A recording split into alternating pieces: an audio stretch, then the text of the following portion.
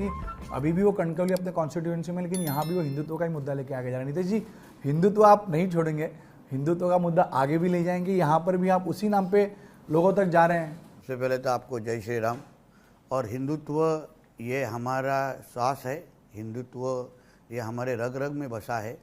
इसलिए मैं कोई भी सांसद या विधायक होने के पहले मैं एक हिंदू हूँ, इसलिए जहाँ भी जाऊँगा हिंदुत्व की बात करता हूँ। मेरे प्रचार सभाओं में अगर आप देखेंगे तो हिंदू समाज और हिंदू मतदारों में मैं ये चुनाव हिंदुओं के लिए कितना महत्वपूर्ण है, 20 नवंबर ये हिंदुओं के लिए कितना निर्णायक है, वो बताने की कोशिश हम लोग कर रहे हैं।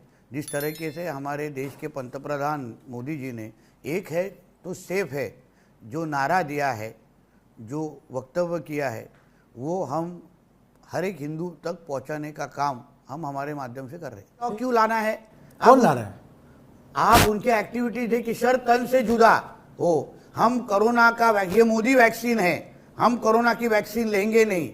हाँ, ये बहुत सारी चीजें तो बेवकूफी होगी ना उनकी फिर। हाँ, इसलिए बोल रहा हूँ, ये बेवकूफ कौन है? जो जिहाद करने वाले मुसलमान है।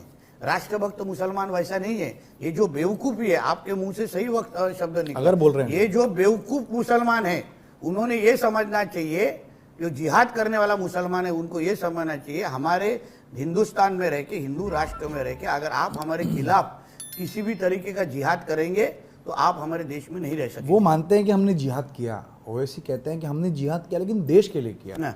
1921 में मालेगांव के का जिक्र करते हुए कहते हैं कि हमने अंग्रेजों के साथ लड़ाई लड़ी है, आप लोग तो भाग गए थे। आपके नेता, आपके जो नेता हैं या आरएसएस भाजपा के जो लोग थे उस समय के, उन्होंने तो लेटर लिखा था, लव लेटर लिखा था। राष्ट्रभक्त की सर्टिफिकेट ओवैसी की से लेने की कुछ जरूरत नहीं है। हमारे माध्यम से अगर आपको जीने के लिए, आर्थिक बढ़ने के लिए अगर आपको सब कुछ ताकत मिल रही है तो फिर आप वोट जिहाद क्यों कर रहे हैं? फिर देश के खिलाफ एक्टिविटीज क्यों कर रहे हैं? आप सर दन से जुदा जैसे नारे क्यों दे रहे हैं? आप पाकिस्तान जिंदाबाद क्यों बोल रहे हैं? हमारे देश में रह के अगर आप हमारे भगवे को सलाम करते हैं तो आप हमारे साथ हो और हमारे हिंदू राष्ट्रभक्त मुसलमान हो। लेकिन सरकार आपके, ये तो आप थोप रहे हैं ना कि हमारे भगवे को आप सलाम करिए। थोप नहीं रहा हूँ।